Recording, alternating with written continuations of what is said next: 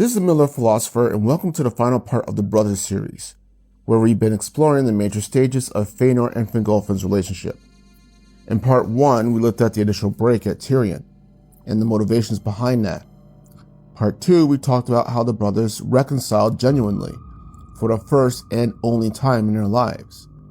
Now we arrive at the final break, the moment where everything that had been recently repaired is shattered again, and how this had been the final test, more specifically, Fëanor's test for the Sons of Finwe.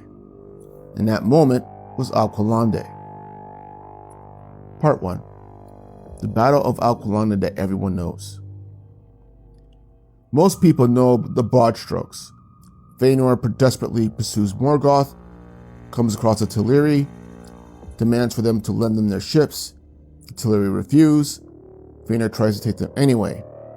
The Teleri resist, and what begins as a tense standoff then devolves into full elf-on-elf violence. And at first, the Teleri actually hold the Noldor back. But then Fingolfin and Finarfin arrive with their own hosts. Seeing their kindred locked in battle and assuming that the Teleri were the aggressors, they reinforce the Noldor, and the ships are taken. The first Kinslaying is born. This is the surface level version that we're all familiar with. But here's the question I'm going to explore. Why would I say that this moment was a test for Fingolfin and yes, even Finarfin? Didn't they actually reconcile? Didn't they bury the hatchet in front of the Valar? Yes, but reconciliation is not the same thing as trust. Part 2. Old wounds don't vanish overnight. You see, here's the rub. We're talking about elves here. Beings who remember everything. Beings who don't forget slights, betrayals, or centuries of tension. The reconciliation of Fëanor and Fingolfin was real, don't get it twisted. But it was not unilateral. It wasn't perfect, and as sure as hell wasn't stress tested. Alqualondë therefore becomes the first real test of the unified Noldor. And Fëanor, who knows that many of the Noldor don't trust him, needs to know, how far will they actually go? Will they actually follow him? How much are they committed to this war? And will they stand with him when things start to get ugly and bloody? And he also has reasons for this doubt.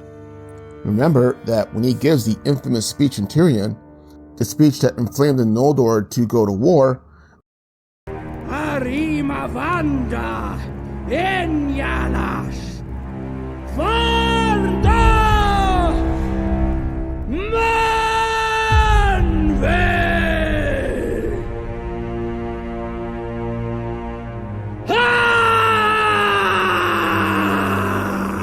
it was his brothers who had tried to restrain him and their people. And, on top of all that, they almost succeeded. People often treat Finarfin as the weakest of the Sons of Finwe, the one who's too soft, the one who isn't committed, the one who doesn't matter because he's hardly mentioned. But this moment proves otherwise, because it's at this moment that Finarfin now establishes that he was no lightweight and was just as much a son of Finwe in his own right as much as Fëanor and Fingolfin. And that's because it was Finarfin's words specifically that nearly held the Noldor back from going to war. And that's significant, because Fëanor is still the most powerful of all the Eldar.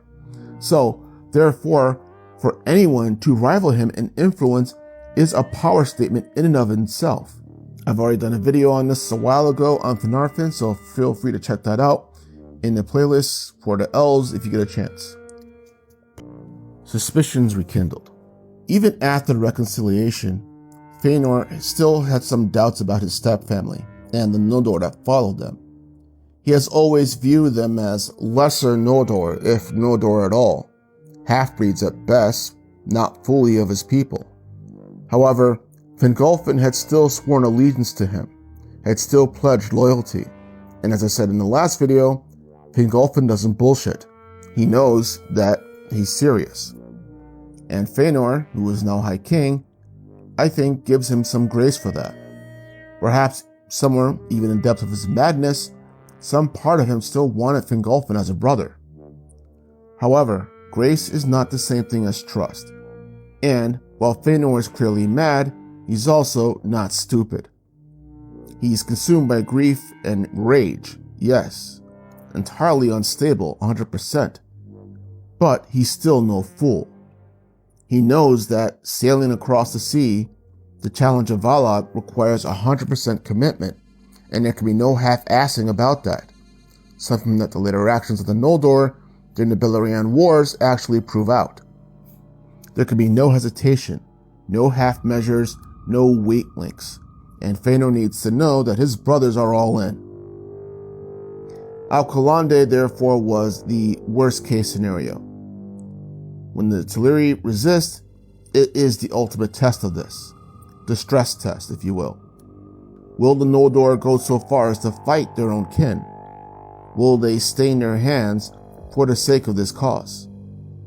And most importantly, do they have Fëanor's back? And at first, the answer to all these questions is yes. They pass. Unfortunately, 100%. The fact that Fingolfin and Finarfin immediately assumed that the Teleri were the aggressors says a lot about just how persuasive Fëanor's rhetoric and power had been. That they reinforced their people without hesitation. They slash and stab first and ask questions later. And without that support, Fëanor would not have won the day.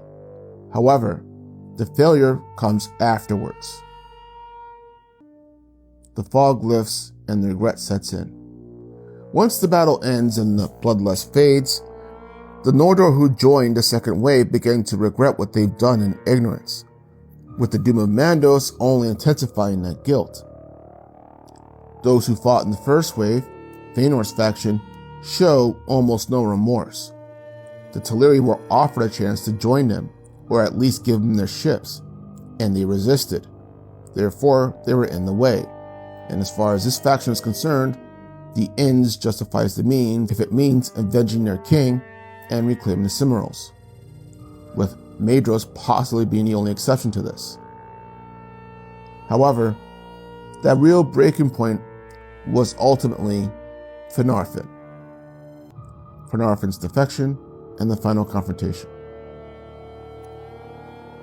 What ultimately confirmed the new High King's suspicions was the defection of Finarfin back to the Valar from the Noldor cause, and his immediate renunciation of both the war and Fëanor as his brother. Finarfin turns his back, rejects Fëanor in all totality, and refuses to follow him any further. And this confirms Fëanor's worst suspicions, that a large part of the Noldor cannot be trusted in wartime. I think Finarfin actually followed in the beginning because he was the youngest, and the Eldar are very much a hierarchical society. However, the killing of other Eldar, and unjustly, on top of all that, was a red line that he had now already crossed. So therefore, Finarfin's morals now overcame that bloodline and even elven allegiance.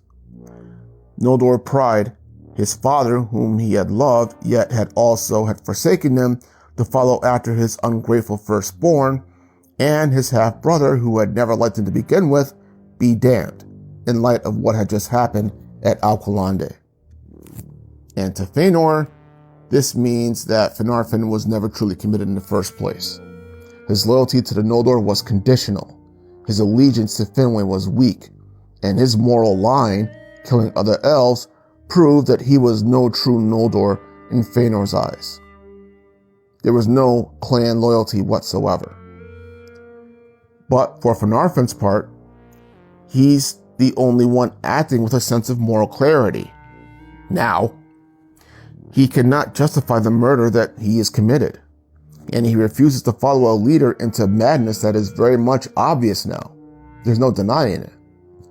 So therefore, Finarfin chooses the Valar, chooses peace, chooses reconciliation with the Valar over the bloodline and family. And Fëanor sees this as the ultimate betrayal. And unfortunately, Fingolfin also got caught up in this. Part 6. Fingolfin's perspective.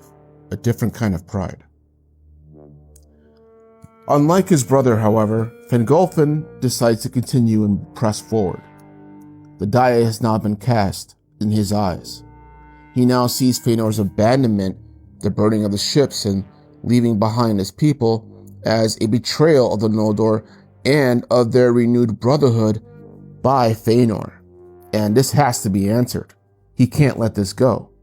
Because one must understand that Fëanor, while being the most powerful Eldar, was also rivaled in that power by his brothers in similar or other ways that eclipsed all other Noldor. And for Fingolfin, that was his pride. Fingolfin's pride rivaled Fëanor's. He sees himself as just as much a true son of Finwe, despite what Fëanor believed. He too believes in duty, leadership, justice.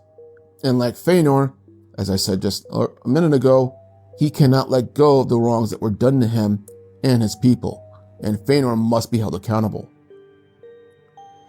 And this honestly is where some of the criticisms of Finarfin become understandable.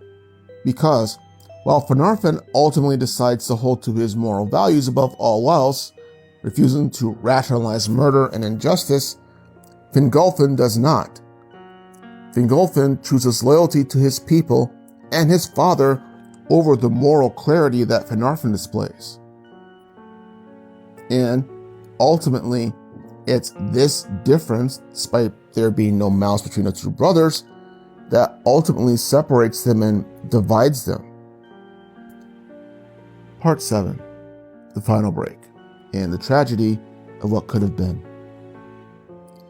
So this is the final bookmark of the Sons of Finwe, so to speak, as brothers.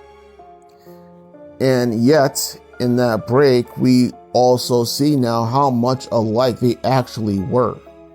Proud, stubborn, brilliant in their own ways, driven, and ultimately doomed by their inability to trust one another.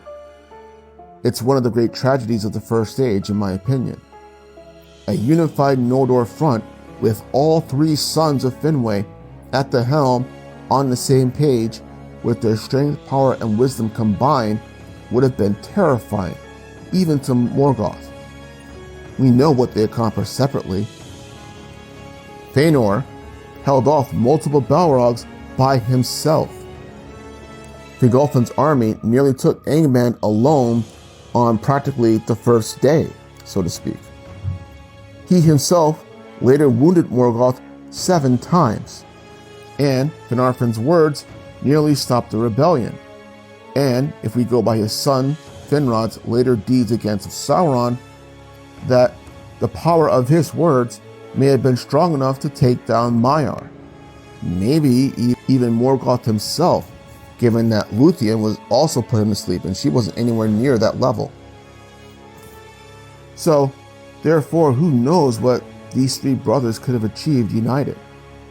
But we'll never know just how great those brothers would have been together. And that ultimately is the tragedy of the story of the Sons of Finwe.